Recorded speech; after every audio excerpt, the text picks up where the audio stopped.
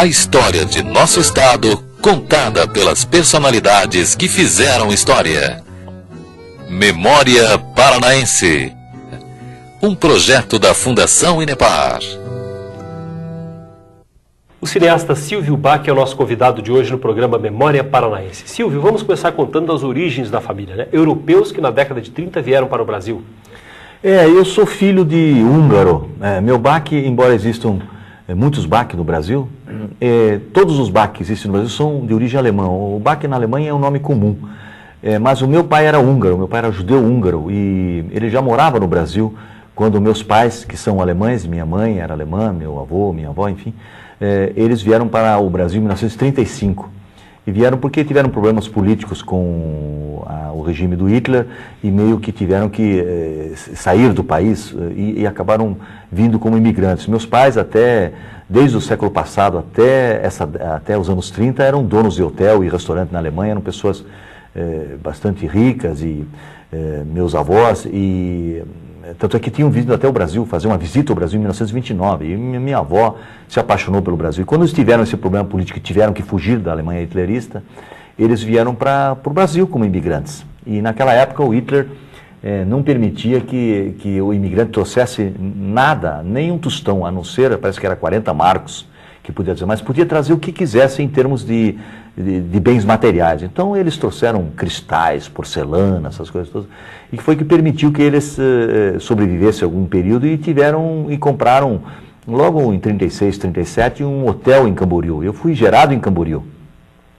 E como eu não tinha maternidade em Camboriú, eu acabei nascendo em Blumenau, na maternidade de Johannestif, que era maternidade até os anos 50, e dos anos 50 até recentemente era um restaurante lá. E só vim conhecer, inclusive, Blumenau em 58, quase 30 anos depois, 20 anos depois vim conhecer Blumenau. Quer dizer, eu sou nascido em Santa Catarina, mas eu sou um paranaense desde os anos 40. Em 1938, 39, nós nos mudamos para Florianópolis, a minha irmã, inclusive, nasceu em Florianópolis, e quando estourou a guerra, os alemães que tinham vindo recentemente ao Brasil não podiam ficar em cidades litorâneas. Havia na verdade, o Atlântico Sul estava infestado de navios do eixo, tanto navios italianos como navios nazistas, e havia, especialmente aqui nos estados do Sul, a quinta coluna hitlerista, nazista, organizada. Então havia aquela coisa de contatos físicos ou através de luzes e espelhos com esses submarinos. E minha mãe, imaginava, minha mãe que não tinha nada a ver com isso, mas afinal era alemã, minha avó, meu avô, eles tiveram que sair de Florianópolis. E foi quando eles vieram em 40 para Curitiba que eu me tornei paranaense, não é? A partir de 1940 até 1986, eu morei um período em Paranaguá, um período em Antonina, e morei 30 anos direto em Curitiba. Né? Sua infância foi no litoral do Paraná? A minha infância foi perto do Atlântico, por isso que eu me dou tão bem no Rio de Janeiro. Hoje já estou há 12 anos no Rio de Janeiro. Eu não sabia que eu tinha essa irmandade astral com o Atlântico, não é? Mas eu tive uma infância maravilhosa em Antonina, Paranaguá. Foi Antonina que, eu acho que Antonina e Paranaguá despertou minha paixão pelo cinema. Eu ia muito ao cinema. Eu me lembro que eu fui educado por mulheres. Minha mãe se separou do meu pai quando eu era muito pequeno, então eu não tive homem na minha casa, né? E fui educado pela minha avó, pela minha mãe, pela irmã. Essa educação é muito liberal. Eu me lembro que a única coisa que me fez chorar muito na infância e na adolescência é que minha mãe não me permitia o cinema toda noite. Não? Antonina e Paranaguá, naquela década de 40, 50, os programas cinematográficos mudavam cada 2 dias, não é? Era uma alta rotatividade. Eu queria o cinema quase toda noite. Isso minha mãe achava isso um absurdo, mas eu ali que eu comecei a ser mordido pelo cinema, embora não tivesse na minha cabeça nenhum projeto de ser cineasta. Mas essa proximidade do Atlântico, do mar, isso só me traz boas lembranças de Antonina e Paranaguá, onde fiz todos os meus, até o ginásio, fiz tudo. Você gostava muito de gibi, colecionava fotogramas? Dos filmes? Eu gostava de gibi, fazia aquela coleção de fotogramas e ali, nos anos 50, já em Paranaguá, era famosa nos anos 50, eram 2 revistas era uma verdadeira merchandising direto de Hollywood. Eram duas revistas chamadas uma Filmelândia e Cinelândia. Quem é da minha geração conhece, e até da geração um pouco posterior conheceu a revista Filmelândia e Cinelândia. Eram duas revistas onde você via os grandes diretores, era um making-off fotográfico das produções de Hollywood, os diretores. E foi ali que pela primeira vez da minha vida, lendo e colecionando aquelas filmelândias, e lendo e relendo, né, que afinal de contas todos os brasileiros nós fomos formados nos últimos 70 anos pelo cinema norte-americano, exatamente porque o cinema é uma indústria pesada para os Estados Unidos, né? Uma indústria audiovisual como nunca existiu. Nenhum país tem uma indústria audiovisual com esse peso que tem os Estados Unidos. E foi ali que, pela primeira vez, eu não me lembro exatamente ao longo, digamos, eu morei em Paranaguá em 49, mais ou menos até 56, quando eu vim para Curitiba. Eu não me lembro quando foi isso que um dia eu me perguntei assim, como é que uma pessoa morando em Paranaguá, não é? E eu via o John Huston, o John Ford, o Howard Hawks, os grandes, Otto Preminger, os grandes diretores norte-americanos sentados em cima de gruas, de fular, e dando ordens. E eu dizia, como é que uma pessoa morando em Paranaguá pode chegar a ser cineasta? Como que se faz para ser diretor de cinema? E eu era um fã do cinema da chanchada carioca, da chanchada da Atlântida, era fã do cinema da Vera Cruz, que na época, nos anos 50, a Vera Cruz, com Cangaceiro, Sim a Moça, Caiçara, todos esses filmes, Veneno, eram filmes que circulavam muito pelo país. Hoje existe essa retomada do cinema brasileiro, esse reapaixonamento do espectador descobrindo o cinema brasileiro, mas o cinema brasileiro sempre foi uma grande paixão do espectador brasileiro.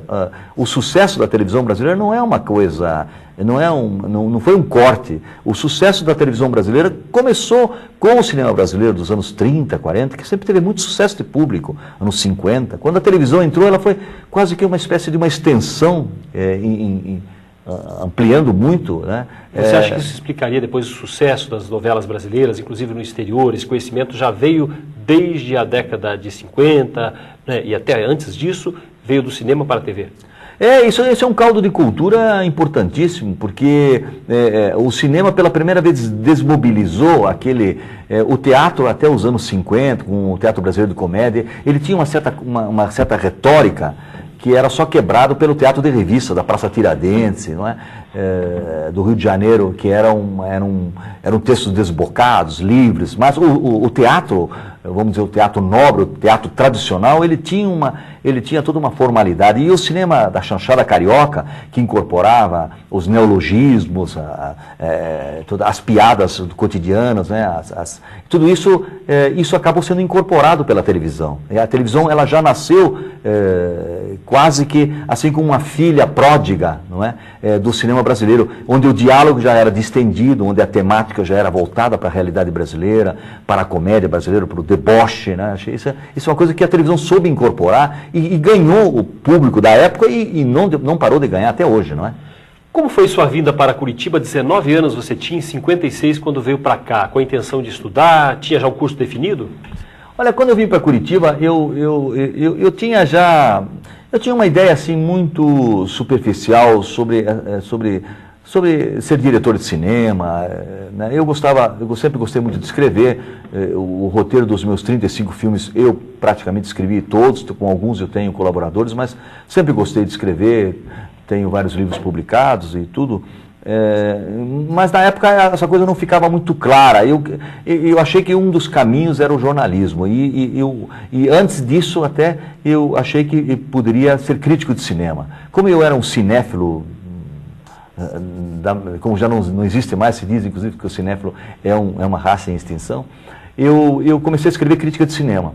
Me lembro até da primeira crítica, era em 1957, 58, publiquei no estado do Paraná, que era recém fundado o estado do Paraná, e eu publiquei a crítica do Carmen Jones, que é um musical baseado na ópera Carmen, do Bizet, um filme lindíssimo do Otto Preminger, Dorothy Dandridge, Sammy Davis Jr., um musical maravilhoso, que às vezes passa nas sessões da madruga aí, e foi a minha primeira crítica escrita. E eu comecei a colaborar na página literária que tinha no estado do Paraná, no Diário do Paraná, e foi numa dessas que eu decidi que o jornalismo seria uma espécie de, era um canal para para desaguar a minha vontade de escrever, a minha vontade de ser escritor, de ser poeta, né? E foi nesta que eu, entrando na redação do Diário do Paraná, que eu tentei, que eu me candidatei para ser repórter. Que era um grande jornal de Curitiba. Que era um grande jornal de Curitiba, era um jornal moderníssimo, era dos diários associados, eram os diários associados espalhados pelo país inteiro. O Diário do Paraná é um dos jornais mais nobres, mais bem acabados, que o Chateaubriand frequentemente vinha a Curitiba, porque ele adorava o Diário do Paraná. E o Diário do Paraná, lá eu criei uma página literária, em 1959, que durou praticamente 2 anos.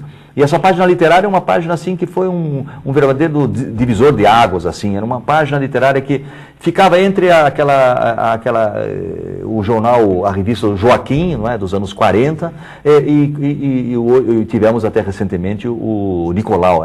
Foi nesse meio, e todo mundo hoje que escreve, todo mundo hoje que é poeta, que tem alguma importância cultural em Curitiba, escreveu no Diário do Paraná. Éramos todos jovens e entusiastas e utópicos, né? E foi um movimento legal. E, simultaneamente a isso, eu comecei a fazer crítica de cinema diária e comecei a trabalhar também como copydesk, que era era uma profissão relativamente nova, surgida nos anos 50, que é aquela pessoa que organiza o texto. Como eu sabia escrever, e depois de alguns meses fazendo copydesk, um dia me foi dado uma tarefa, fazer o título dos filmes, o título das matérias. E você sabe que eu passei alguns anos trabalhando no Diário do Paraná e depois em outros jornais também, e a minha especialidade era fazer títulos, porque eu tenho um grande poder de síntese. E depois, sei lá, há 10 anos atrás praticamente, ou 12 anos atrás, que eu comecei a escrever meus primeiros poemas e publicar meus primeiros livros de poesia, eu acabei tendo um retorno daquela época onde eu tinha que fazer um título com 12 letras, 2 linhas com 12 letras. Enfim, essa síntese nasceu nessa época que eu fui jornalista. Eu me considero ainda hoje um jornalista que faz cinema. Eu tenho uma paixão muito grande. Eu acho, inclusive, que o cinema brasileiro, entre outras faltas que tem com grandes manifestações da cultura brasileira, como o carnaval, a Umbanda e o futebol, são talvez as 2 maiores manifestações de massa do país, o cinema brasileiro ainda não fez grandes filmes tendo esses temas como fundo ou como em primeiro plano. E o jornalismo também. Eu tenho uma ideia de um dia fazer um filme sobre a história de um jornalista. Eu tenho até um roteiro alinhavado sobre essa minha vivência como jornalista. Eu acho que a profissão de jornalista é uma das profissões mais fascinantes que tem. Ela não tem rotina, diariamente ela é uma coisa diferente. Isso tem a ver com o cinema. O cinema também é uma coisa muito fálica, onde, ao contrário do teatro, que é uma coisa muito uterina, tudo vai para o teatro, tudo, o público, o espetáculo, tudo se concentra no lugar, né? O cinema é uma coisa que sai em busca, como é o jornalista, você sempre vai em busca da notícia. Isso é uma coisa que me agrada e que cola muito com a minha própria personalidade. Vamos então para o intervalo. O cineasta Silvio Bach é o nosso convidado aqui hoje no programa Memória Paranaense. Já voltamos. Estamos apresentando Memória Paranaense, um projeto da Fundação Inepar.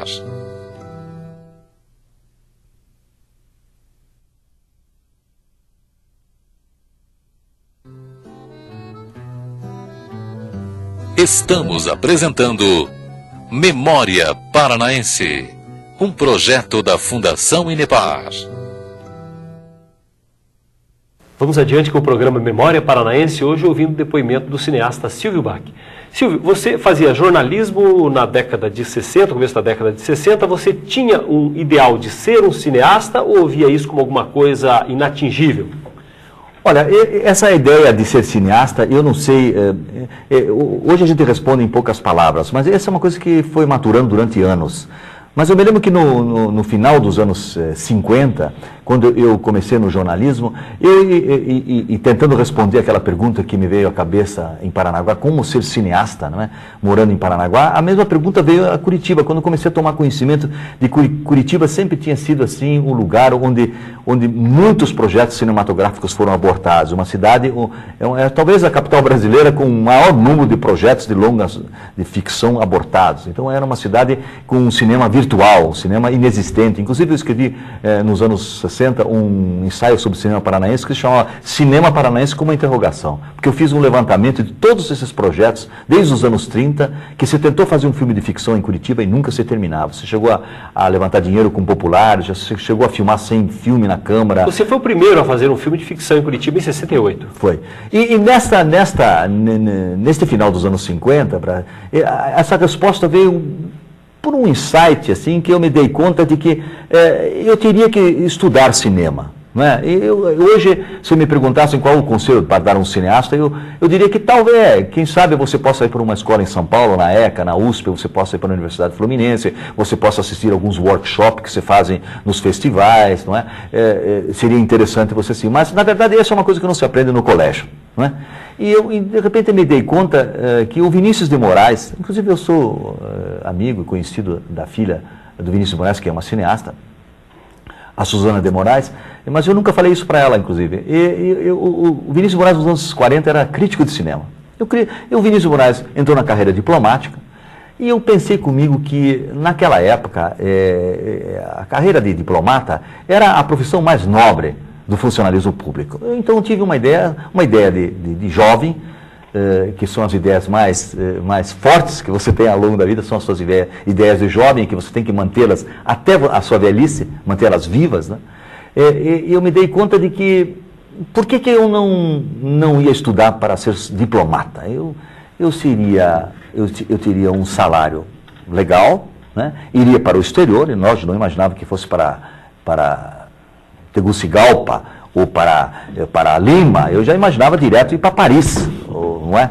Início de carreira, o que não acontece com ninguém. Mas isso que é o bacana ser jovem, né? Então eu comecei e estudei e lancei, eu acho que lancei a minha pedra fundamental de todo o meu conhecimento de línguas. Eu sei falar alemão dentro de casa, mas eu aprendi inglês, francês, enfim. Porque eu quis me habilitar ao Instituto Rio Branco. E cheguei a fazer 2 vezes vestibular para o Instituto Rio Branco, com esse sonho. E foi nessa época, o vestibular do Instituto Rio Branco sempre foi um dos vestibulares mais difíceis do país. E foi nessa que eu imaginava, tinha essa ilusão de que eu pudesse ir para o exterior. Mas aí a fada madrinha, que o acaso sempre, no momento que o acaso bate na sua cabeça, derruba você, no momento você acha que foi uma coisa ruim, mas o acaso foi ótimo, porque eu acabei ficando em Curitiba, quer dizer, a segunda vez que eu tive um problema, inclusive jurídico, né, nesse exame do Itamaraty, e me desgostei, e resolvi ir forte para o jornalismo, e forte na crítica cinematográfica, e foi quando, ao longo de 62, 63, eu resolvi sair da contemplação. Eu fui o fundador do Clube de Cinema do Paraná, primeiro filme que exibia filmes brasileiros aqui, a gente discutia filme brasileiro. Eu trouxe o Paulo Emílio Salles Gomes para cá para a gente discutir filme brasileiro, né? Que eu me dei conta que era preciso fazer. E foi quando eu fiz pela primeira vez um pequeno filme chamado As Moradas. Em 62? Em 62. Eu era jornalista profissional e eu tirava meu dinheiro da minha profissão e fiz esse filme que começou com um tom crítico da Última Hora, o Francisco Bétega Neto, e um fotógrafo, o Jesus Santoro. Esse trio nós fizemos, e o Oscar Milton Volpini, que depois foi meu co-roteirista no Lance Maior e também na Guerra dos Pelágios. E a gente organizou um pequeno grupo, e esse grupo acabou, ao longo do percurso, se desmobilizando, e eu, em 64, terminei sozinho, montando o filme na minha casa, nas madrugas.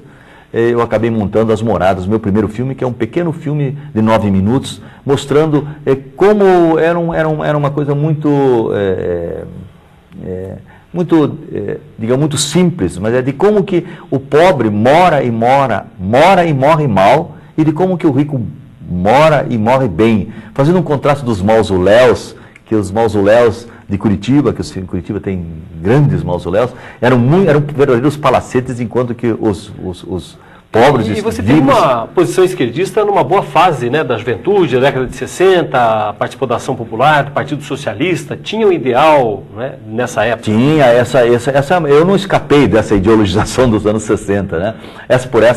Por esse corredor eu passei. Mas eu, felizmente,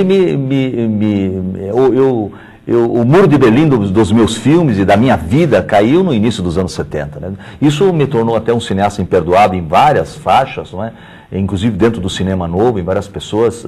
As patrulhas ideológicas. Eu fui muito patrulhado. Hoje ainda eu sou patrulhado, porque eu tenho uma posição muito independente, o meu cinema é totalmente desideologizado, eu não procuro fundar verdade nenhuma, isso incomoda as pessoas. Mas nos anos 60 eu cheguei a... Só não fui para a luta armada, na ação popular, porque eu me lembro de que eu cheguei a ser acariado, assim, em reuniões de célula, de que eu naquela época estava me preparando para fazer o Lance Maior, e tinha acabado de filmar o Lance Maior, né? Em pleno 68 fiz o Lance Maior. As pessoas me acariando de que o cinema era uma coisa pequeno-burguesa, que o cinema estava a serviço do capitalismo. E foi uma hora de decisão para você. Foi uma hora que eu sofri muito, né, porque eu me achava um cara que estava fugindo da revolução, né?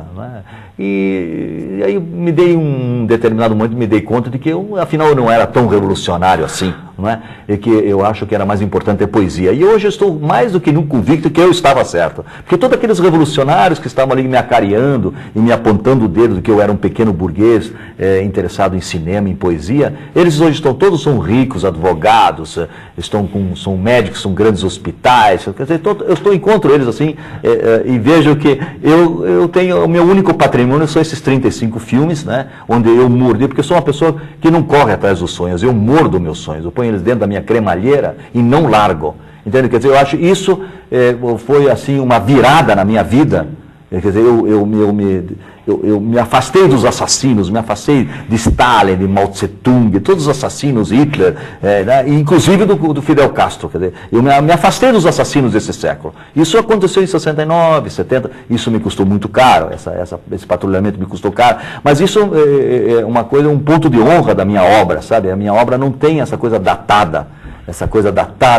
De eu forçar que o tema reforce as minhas ideias, que eu coloco meus filmes dentro de uma camisa de força para provar alguma coisa. Não, ao contrário, eu levo meus filmes abertos para o espectador, ele que se coloque lá. Silvio, mas você teve outros caminhos, outras tentativas, né? Tentou fazer o curso de economia, ficou 3 anos em economia, foi professor de cursinho também na década de 60, até encontrar o caminho, que era o cinema.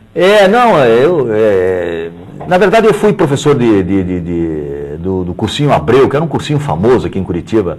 Muitos advogados e muitos profissionais foram meus alunos. Eu dava aula de português e dava aula de literatura brasileira e português e cheguei a dar aula de inglês e francês, se eu não me engano. Porque eu estudei inglês e francês, tenho um curso na Michigan, tenho um curso na Nancy, enfim. E esse foi um período muito, muito bom, porque me preparando também para fazer o Itamaraty, dando aula, escrevendo diariamente em jornal. Esse foi um caldo de cultura importantíssimo para mim. Foi como se eu tivesse feito a minha própria escola. Eu fui um autodidata, assim, avant la lettre, assim, antes da hora, entendeu? E passando também pelo começo da televisão no Paraná, né? Por alguns meses você esteve lá como diretor de TV e até dirigindo ao vivo aquelas primeiras apresentações, teleteatros. Nessa época eu trabalhava no Diário do Paraná, exatamente nessa época que coincidia com esse suplemento literário, que se chamava Letras e Artes. Foi inaugurado em 60. Final de 60 foi inaugurado a TV Paraná, que era uma TV que vinha, imagina, naquela época o império dos associados era equivalente em outras proporções ao da Globo de hoje, né? Os associados dominavam o país, né? E nessa época eu acabei, acho que foi ali pela primeira vez que eu comecei a tomar um contato mais direto com o audiovisual propriamente. Fui diretor de TV de várias telepeças, de telecat, essas coisas todas, que me dava muito prazer de ter trabalhado ali nos primórdios da televisão brasileira, que era uma coisa muito improvisada, mas era muito instigante. Mas trabalhei alguns meses, assim, houve uma greve dentro dessa televisão, que na época os donos, a família Stress, não pagava ninguém, e eu tinha meu salário do jornal, mas os funcionários, o pessoal que trabalhava na televisão vinha pedir dinheiro à noite para a gente ir para casa, para tomar uma sopa. Nós fizemos uma grande greve lá, e essa greve acabei sendo demitido não só da televisão, como também, do que não me arrependo mesmo. Teve gente famosa aí que furou a greve, mas isso não é o caso de agora, de falar neles. Mas deixa eles aí. O fato é que eu fui demitido tanto do Diário do Paraná como da televisão. E imediatamente fui admitido na última hora, onde durante 2 anos tive uma coluna chamada Por Detrás da Cortina. E nesta época também comecei a fazer crítica de cinema no estado do Paraná, me criei aquela coluna tabloide, que é uma coluna que fez muito sucesso nos anos 60, e fazia o Internacional no Correio do Paraná. Quer dizer, eu cheguei a trabalhar uma época, durante meses, em 3 jornais. Eu tinha talvez o melhor salário aqui de jornalista do Paraná. Trabalhava e fazia crítica de cinema diária. É uma coisa que fascinante. Como eu disse, o jornalismo é uma coisa que sempre me atraiu muito. Vamos então para mais um intervalo. O cineasta Silvio Bach é o nosso convidado de hoje aqui no Memória Paranaense, que volta já. Estamos apresentando Memória Paranaense, um projeto da Fundação Inepar.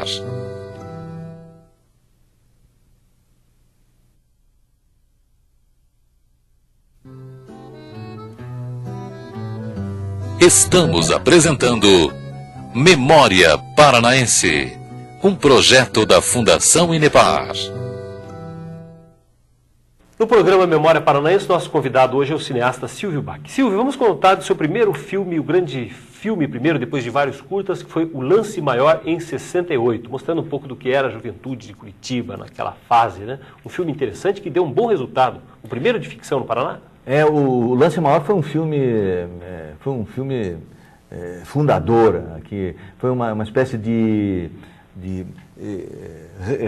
retomada, o renascimento do cinema paranaense, porque o cinema paranaense ele teve vários nomes muito importantes, que começa desde o Aníbal Requião, no início do século, passa pelo João Batista Groff, autor do Pátria Redimida, e passa por vários outros cineastas, como o Vladimir Kozak, que para mim é o maior cineasta que o Paraná já teve em todos os tempos. Você até se preocupou em alguns momentos em preservar alguma coisa disso, né? Com certeza, em vários filmes feitos depois, no longo dos anos 70, 80, eu resgatei vários materiais desses cineastas, do próprio Vladimir Kozak, do Hermes Gonçalves, que tem um filme sobre os polacos, que é muito bonito, um curta-metragem sobre os polacos, enfim.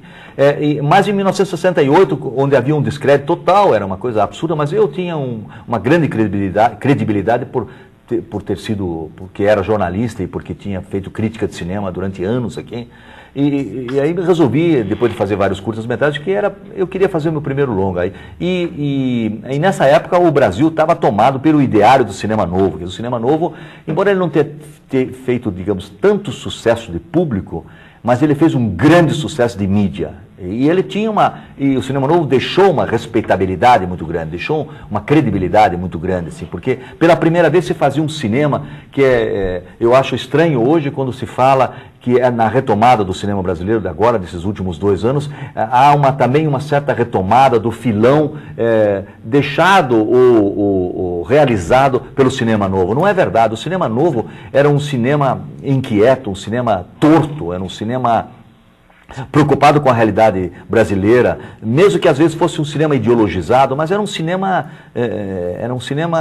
importante, era uma espécie de semana de arte moderna de 22, trazida para os anos 60, para os anos 70. Né? O Lance Maior, a intenção, qual era? A intenção do Lance Maior era colocar o cinema brasileiro, colocar o Paraná no cinema paranaense, no cinema brasileiro. Quer dizer, sempre o cinema brasileiro, ele privilegiou as paisagens e os temas que vão do Rio para cima.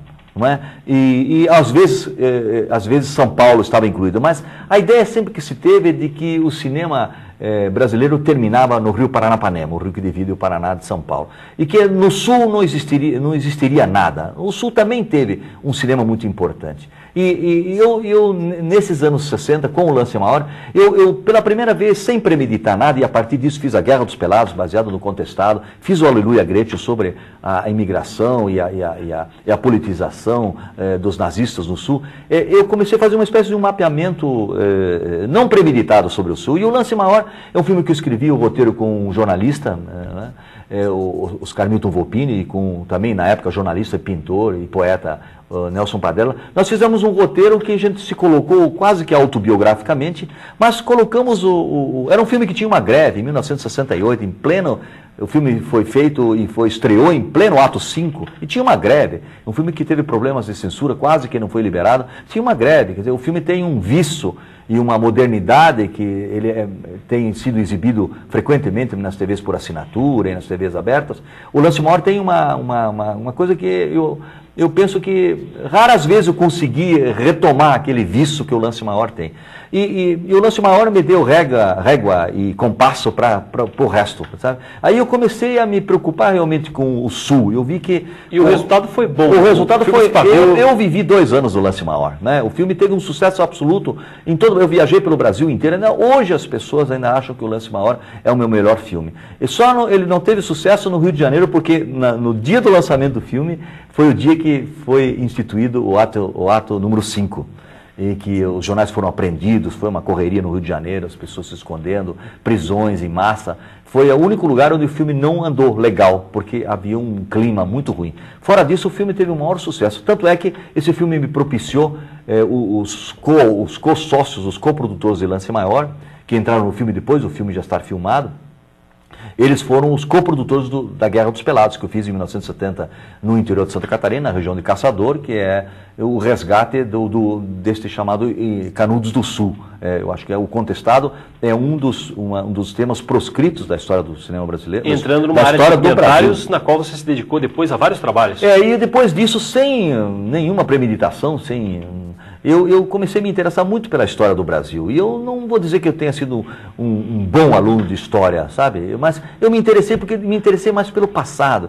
Eu acho que eu vejo no passado uma dinâmica similar à do presente, sabe? O passado, diz aquele cineasta inglês, o Joseph Losey, é um outro país. Lá as coisas são diferentes. É preciso olhar para o passado como o teu próprio passado. Muitas vezes você tem a impressão que aquele não era mais você, que aquilo não foi você quem fez. Então eu acho sempre que esse olhar para o passado tem um quê de erótico, de você fuçar coisas que ficaram escondidas de propósito, ou se perderam mesmo da memória. Acho que essa busca permanente de você achar uma brecha. Então, quando eu fiz depois a Guerra dos Pelados, depois fiz o Aleluia Grande, fiz a Revolução de 30 sobre a Revolução de 30, quer dizer, a Guerra do Brasil sobre a Guerra do Paraguai. Esse olhar, eu jogo esse olhar munido de ferramentas que não tem ideologia. O Aleluia Gretchen, que foi também um grande sucesso, muita polêmica em cima, chamando a atenção para a presença, né, dos alemães aqui no sul do país e até da passagem dos nazistas por aqui, que fugiam depois da derrota na Segunda Guerra Mundial. E você até mistura algumas coisas do seu próprio passado nessa história. Sim, eu fiz ali uma espécie de um acerto de contas com minhas origens étnicas, vamos dizer assim, né? E misturei também meus conhecimentos como jornalista, misturei muita ficção e minhas leituras todas e joguei essa história numa cidade qualquer do extremo sul, possivelmente entre Paraná e Santa Catarina. A maior parte das filmagens foi feita aqui em Curitiba e uma outra parte em Blumenau. E o filme também teve um sucesso muito grande, foi um filme, talvez, já em 71 já tinha a Guerra dos Pelados já tinha sido selecionado para o Festival de Berlim. Eu fui o representante oficial. E em 76 eu fui ao Festival de Berlim também, selecionado para representar o Brasil no Festival de Berlim de 76. E esse filme foi um filme que me lançou nacional e internacionalmente, sem dúvida. Com o Aleluia Gretchen eu levantei quase 20 prêmios nacionais e internacionais.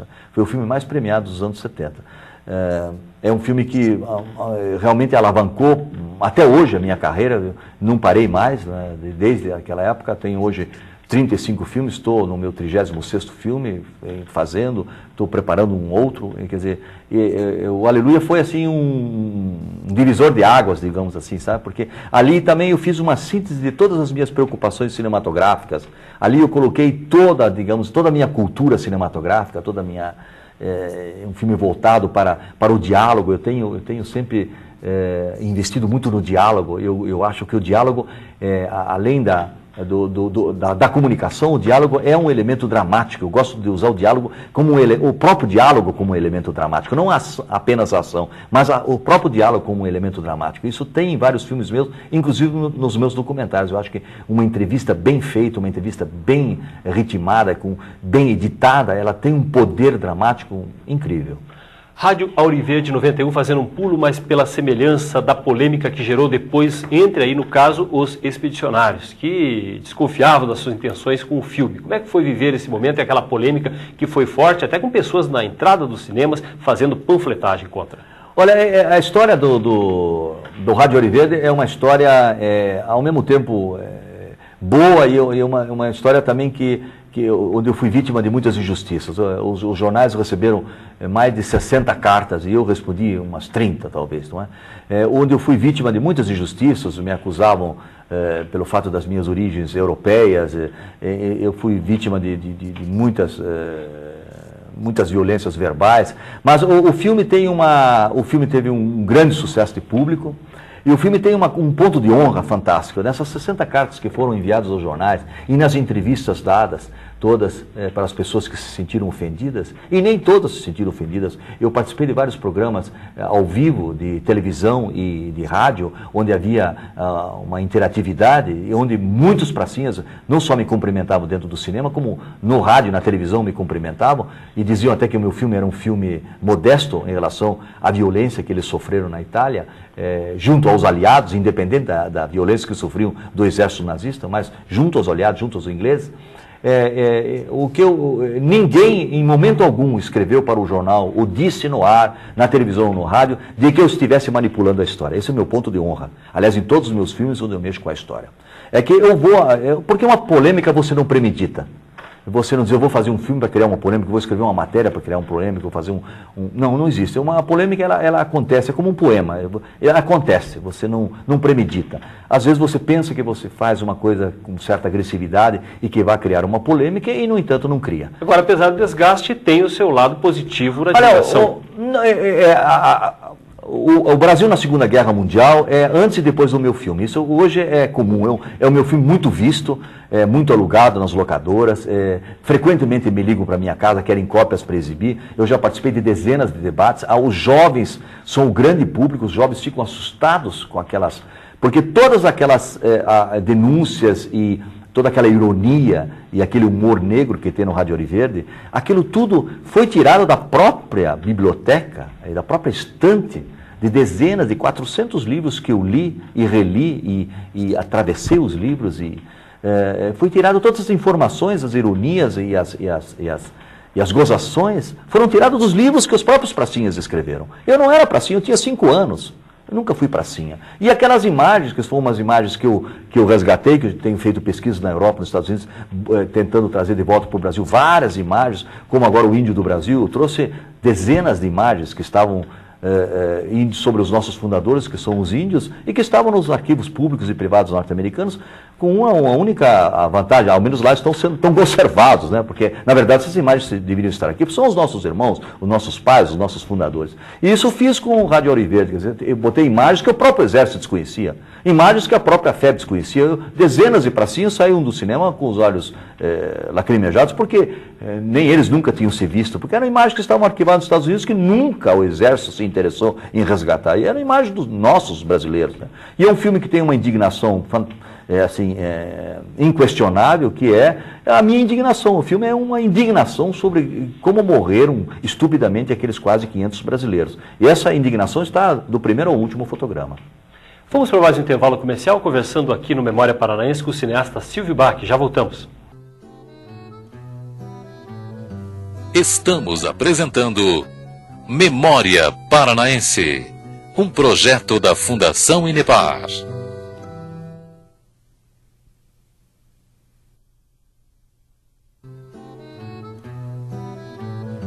Estamos apresentando Memória Paranaense, um projeto da Fundação Inepar. Vamos adiante com o programa Memória Paranaense, ouvindo hoje o cineasta Silvio Bach. Silvio, veio depois uma fase interessante que foram os documentários para a televisão, né? Principalmente para o Globo Repórter, que naquela época era feito em filme. Eu fiz no final dos anos 70 e no início dos anos 80, quando o Globo Repórter admitia projetos que vinham de fora. Depois, a partir de meados dos anos 80, o Globo Repórter começou a ser feito dentro da própria Globo. Eu fiz vários documentários, mas nesses últimos 20 e poucos anos, eu fiz vários documentários de longa-metragem, e 3 deles, inclusive, exclusivamente baseados com material de arquivo, que é o Revolução de 30, são 2 horas de material de arquivo. Eu resgatei imagens até da Revolução de 30, inclusive usando as imagens, pela primeira vez nacionalmente, as imagens do João Batista Grofe, do Pátria Redimida. Depois eu fiz o Rádio Ouro Verde, que é exclusivamente com imagem de arquivo, são 70 minutos de imagens sobre o Brasil na Segunda Guerra Mundial, imagens inéditas, a maioria inédita, e agora em 95, 95, e o filme foi lançado em 96, 97, eu fiz O Índio do Brasil, que são mais de 100 trechos de filmes onde o personagem é de como que o cinema tem visto e ouvido o índio brasileiro desde quando ele foi filmado pela primeira vez em 1912. Esse que é o mote do Índio do Brasil. Mas ao longo da década de 80 e da década de 90, eu fiz esses longas, vários longas, fiz o Guerra do Brasil, que também tem material de arquivo, mas é um filme filmado no Paraguai, sobre a Guerra do Paraguai, que também criou uma grande polêmica, porque pela primeira vez eu mostro que aquela foi uma guerra genocida, onde foi uma espécie de Vietnã brasileiro, que a gente foi lá para destroçar um povo, e ao mesmo tempo eu faço uma crítica muito acerba à ditadura do Solano Lopes, mostrando que, afinal de contas, as duas partes, e que na guerra quem perde sempre é a verdade. E esse digamos assim, um mote, a chave do filme é de que na guerra quem perde sempre é a verdade. E o que eu tenho feito nesses últimos tempos, e ainda fiz agora em 95, 96 um documentário para a televisão alemã sobre o Stefan Zweig, eu tenho investido no que eu tenho chamado de antidocumentário, que vem a ser um documentário que tem 3 pontos chaves. O primeiro, eu estou eliminando o narrador dos filmes. Quer dizer, o narrador é aquela pessoa, aquela voz que conduz o espectador. É como se eu não acreditasse nas minhas imagens e precisasse levar o espectador como quem leva uma criança pelas mãos. Quer dizer, eu acredito nas imagens, nas minhas imagens, e acho que o espectador é sempre mais esperto que o filme e o diretor juntos. Quer dizer, eu gosto de levar o dificilitário, usando esse neologismo para o espectador, evitando o facilitário. Os meus filmes são filmes que exigem do espectador. Eu acho que essa coisa fácil, essa coisa de fácil digestão, não é a minha praia. E outro ponto-chave desse antidocumentário, e que eu sou o único a fazer isso no Brasil, é que eu faço um cinema desideologizado. Quer dizer, em momento algum, meus filmes fundam verdade alguma. O filme termina e o espectador tem uma impressão. E agora? E agora? Agora é você. Eu falei 2 horas, 1h30 na tela. Agora quem deve decidir sobre esse volume de informações e de verdades explícitas é você quem decide. Quer dizer, esse caráter desideologizado que me tornou ao longo desses últimos 20 anos até um cineasta imperdoável. Tenho sido patrulhado, tenho muitas vezes sido excluído da própria história oficial do cinema brasileiro. Eu sinto essa exclusão muitas vezes aqui em Curitiba também, mas não tem importância porque a minha obra, os meus filmes são melhores do que eu. Entendeu? Eu tenho isso como ponto de honra, que os meus filmes são melhores do que eu. E o terceiro ponto que eu acho que caracteriza esse meu antidocumentário é que eu não faço hagiografia, ou seja, eu não faço biografia de santo. Ninguém é santo para mim. Quer dizer, eu acho que não existe nenhuma pessoa santa, nem as nossas mães. Então, eu acho que isso é importante que para você levar, especialmente para os jovens, para o público novo, você leva a todas as vertentes da verdade, você leva todas as vertentes da mentira. Eu misturo documentário e ficção, eu faço o chamado docudrama, misturando documentário e ficção, onde a ficção não dá conta, o documentário dá conta. Onde o documentário não dá conta, o imaginário da ficção dá conta. Quer dizer, esses pontos que têm caracterizado meus documentários nesses últimos 20 anos. Silvio, mas você tem um mérito importante por conseguir fazer cinema fora, né, do chamado eixo Rio-São Paulo. Ter um cinema do Sul que você começou e é uma das poucas expressões. Olha, isso teve um preço muito caro, um preço muito alto, né? Ao longo dos anos 80 eu já vinha sentindo isso, tanto é que eu me mudei para o Rio de Janeiro, porque hoje os projetos eles não são mais apenas nacionais, os projetos são internacionais. Eu mesmo tenho 2 projetos internacionais para realizar. Eu estou com a minha agenda cheia até o ano 2001.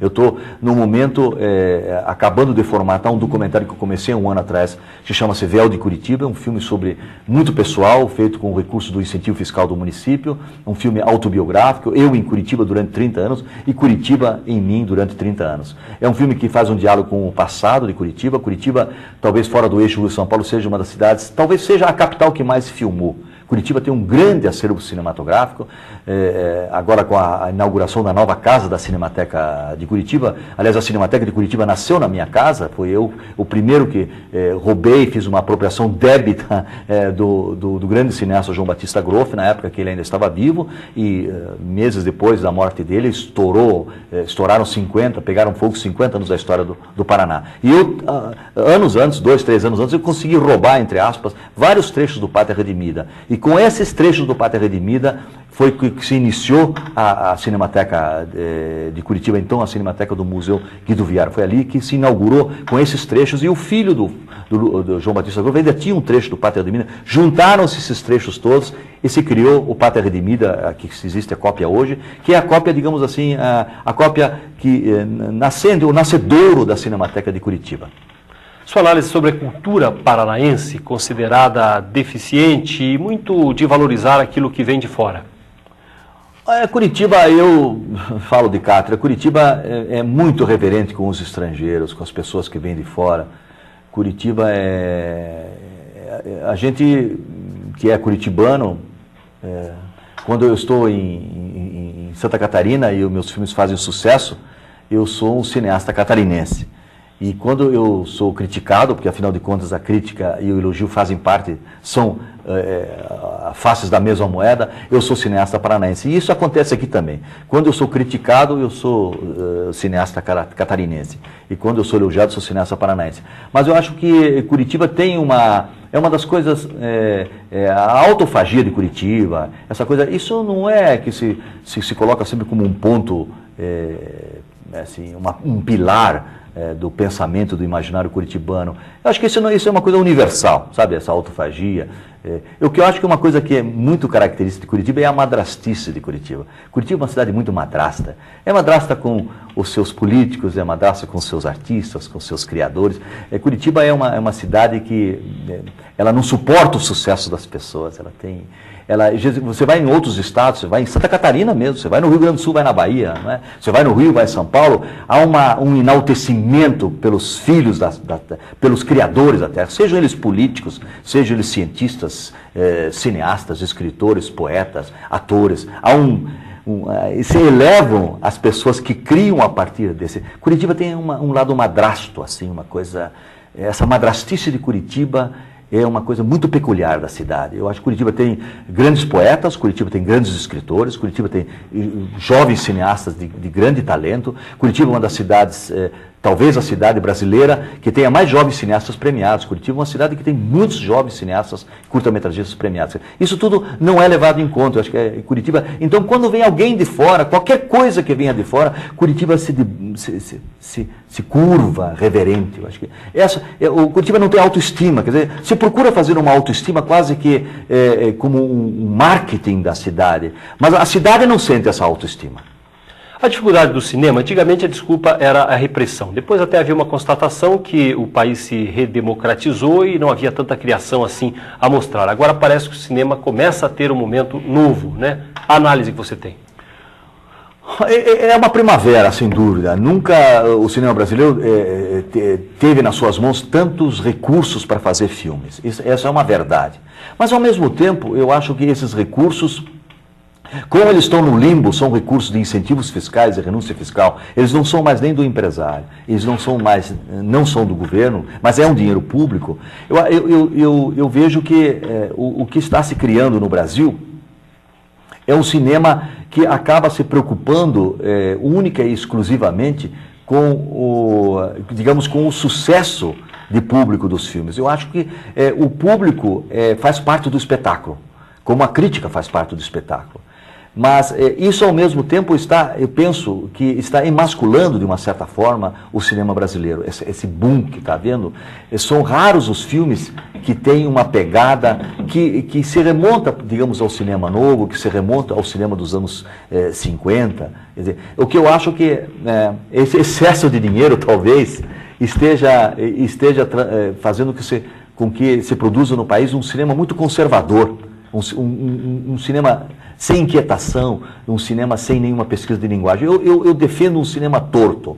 Eu acho que a única forma do Brasil se afirmar, em tudo que o Brasil se afirmou hoje, até hoje, mundialmente, é onde ele teve aquela coisa absolutamente nossa, original e torta. Eu acho que isso que dá a nossa identidade. Dessa obra que você tem de tantos filmes e principalmente documentários, que até não haveria tempo aqui de relatar um a um dos mais importantes, né, dos que você realizou, mas a avaliação que você tem, né, desse trabalho apresentado.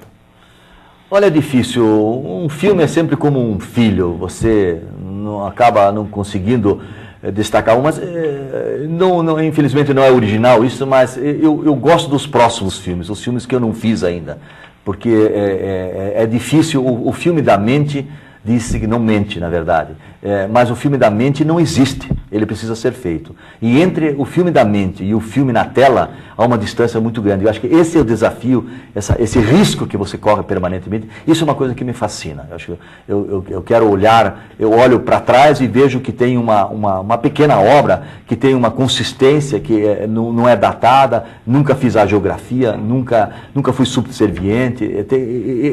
Agora, se os filmes são bons ou ruins, eu acho que até os elogios que a gente recebe hoje, os meus 56 prêmios, até eles eu coloco sob suspeita. Às vezes uma crítica bem feita tem muito mais valor para mim do que às vezes um elogio. Acho que o elogio e a crítica é uma coisa que só a posteridade pode analisar o valor da obra de Deus. O que pode ser analisado hoje é a competência. Isso é um ponto de honra para mim. Eu odeio miséria tecnológica, meus filmes têm uma alta competência técnica, o cinema nasceu com a sociedade industrial e com a luz elétrica, portanto, você tem, para levar uma ideia, você tem que levar ela na melhor forma possível. O melhor e o pior filme norte-americano sempre tem uma qualidade máxima. Eu acho que esse é um ponto que a gente aprendeu do cinema norte-americano, é de que você tem que ser sempre qualidade. O cinema, para que você possa passar a poesia de uma imagem, ela tem que ter uma alta qualificação técnica. E isso é uma coisa que eu sempre me preocupei.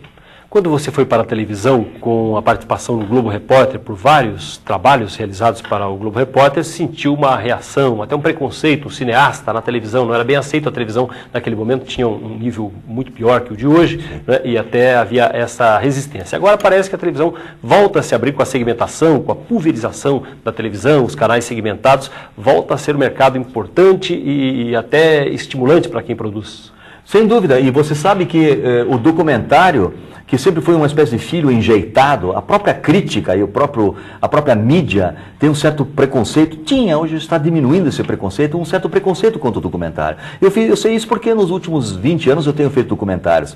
Embora eu tenha uma boa repercussão com o meu trabalho, eu sinto que o esforço é dobrado para que você possa fazer existir um documentário. Com as televisões por assinatura, com essa segmentação toda, o que está acontecendo? Pela primeira vez, o documentário entrou na corrente sanguínea do telespectador. Ele está ansioso para ver um documentário. Então eu vejo, recentemente tive exibido quase 10 filmes pela TV Educativa de São Paulo, que foram retransmitidos aqui. Estou com os meus filmes no Canal Brasil, que vai ser inaugurado agora em breve.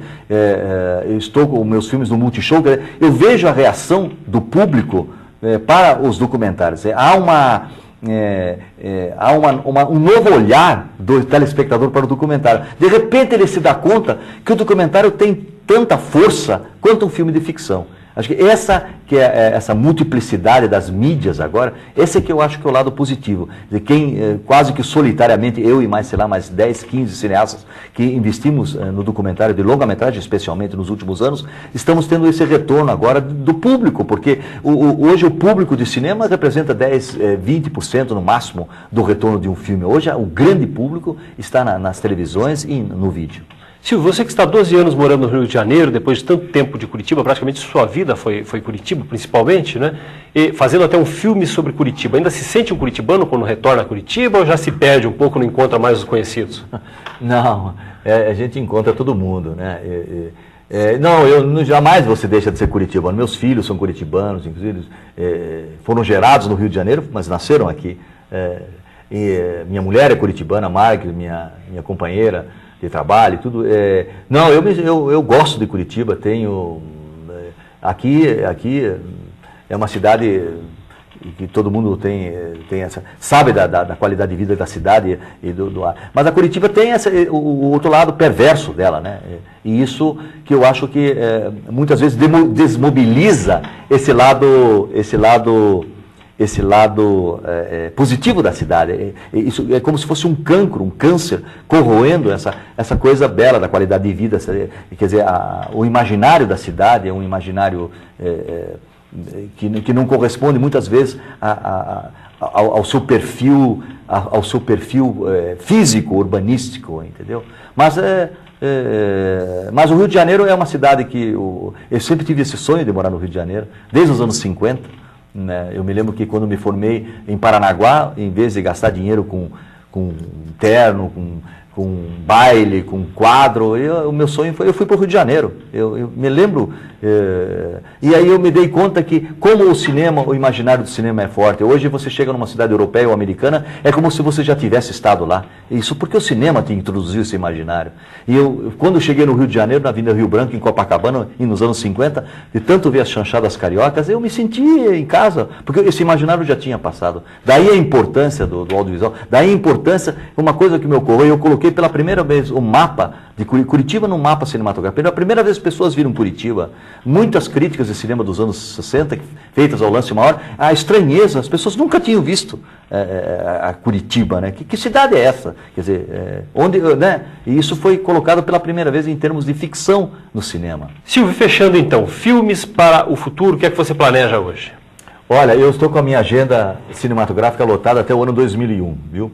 Eu estou terminando o projeto de Curitiba, o Véu de Curitiba, que é um filme de 70 minutos, e vou começar dentro de talvez 3 meses, um filme que foi aprovado pela lei do mecenato em Brasília, um filme sobre o poeta Cruz de Souza, poeta catarinense, que é o maior poeta negro da língua portuguesa, que este ano está fazendo 100 anos de sua morte. Um dos grandes poetas da história da literatura brasileira e portuguesa, e até hoje nunca foi realizado um filme, e é um filme de longa-metragem, um misto de documentário e ficção, com atores negros do Rio de Janeiro, atores negros de Santa Catarina, inclusive os atores brancos, alguns aqui do Paraná e outros de Florianópolis. O filme vai se passar uma parte em Florianópolis e a outra parte no Rio de Janeiro, que ele morreu numa cidade fronteiriça ao Rio de Janeiro, onde ele foi tratado da sua tuberculose, com 36 anos de idade, e está enterrado, aliás, no Rio de Janeiro. É o fundador do simbolismo, é um poeta de uma estatura que a própria comunidade negra desconhece a estatura, a genialidade deste poeta João da Cruz de Souza. O outro projeto que eu já venho trabalhando nele há 2 anos, é um projeto que eu venho acarinhando há 10 anos, que é a última semana de vida do escritor austríaco Stefan Zweig, um escritor judeu que se suicidou no Brasil em 1942. Na semana seguinte ao Carnaval Carioca de 1942, ele se suicidou, ele tinha 60 anos e a mulher dele tinha 33. É um duplo suicídio que na época causou uma comoção mundial, porque era o escritor que mais vendia livros no mundo naquela época, um homem que vendia 3, 4 milhões de livros, como o Sidney Sheldon vende hoje. E o meu filme é a última semana de vida do Stefan Zweig no Brasil. Stefan Zweig é conhecido de praticamente todos os telespectadores, é autor do livro Brasil, País do Futuro, uma expressão que se usa diariamente na mídia, não é? Essa expressão foi criada por ele. É um filme que se passa do domingo de Carnaval de 42 até a segunda-feira seguinte, quando se suicida. É uma ficção, não é um misto de documentário e ficção, é uma pura ficção.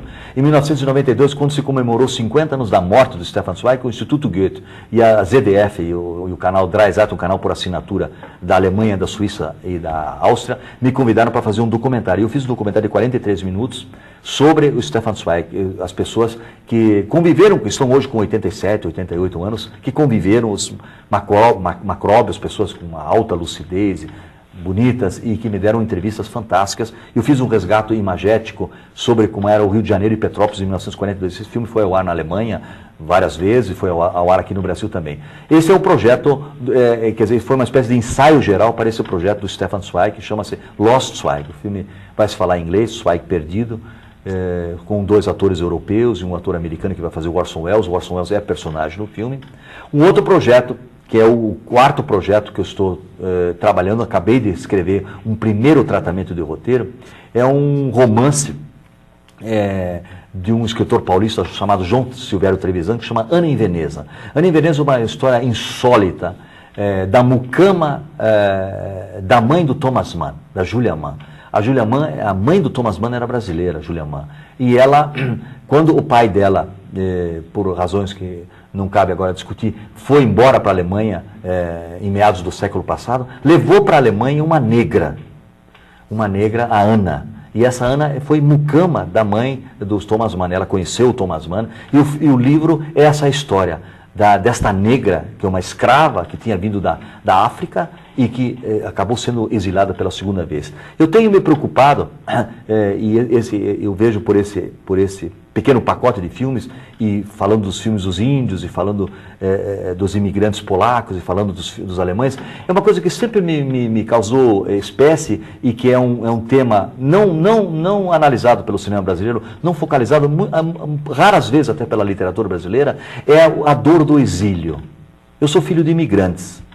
Eu sempre senti na pele a dor do exílio da minha mãe, do meu pai, da minha avó. E essa dor do exílio é uma coisa que o imaginário brasileiro, a estética brasileira, raras vezes tratou. E esse pequeno pacote e uma parte da minha obra, é uma coisa que eu não pensei antes, assim, vou fazer isso, não. Acabei me dando conta que eu investia uma estética, um tipo de poesia no resgate dessa dor, que é ir para um país e saber que você nunca vai voltar mais. E a história da Ana em Veneza é uma história de um duplo exílio. É uma mulher arrancada das suas origens da África e depois levada para a Alemanha e as pessoas molhavam o dedo na boca e passavam nela pensando que ela era pintada de preto, foi parar num circo. É uma história incrível e a história é em parte verdadeira. Esse é o meu projeto para fazer depois que eu fizer o Lost Spy. Quer dizer, estou até 2001 completamente lotado. Com muito trabalho, né, Silvio? Muito obrigado pela participação conosco. Obrigado a você.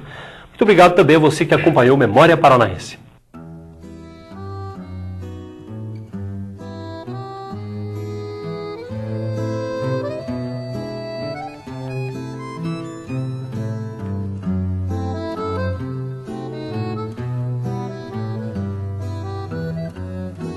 Memória Paranaense, um projeto da Fundação Inepar.